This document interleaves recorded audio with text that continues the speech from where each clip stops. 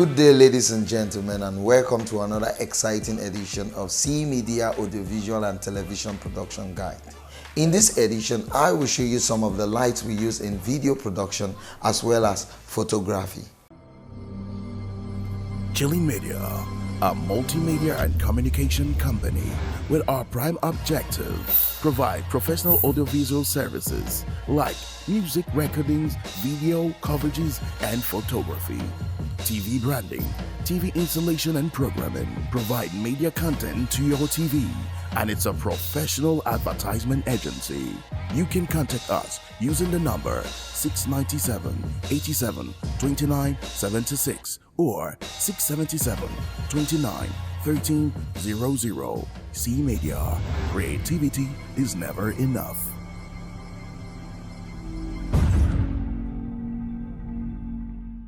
During outdoor or field production, it's usually much more complex to control light.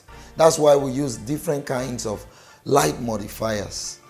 In this edition, I'm going to show you my most favorite, which is the reflector or the bounce board.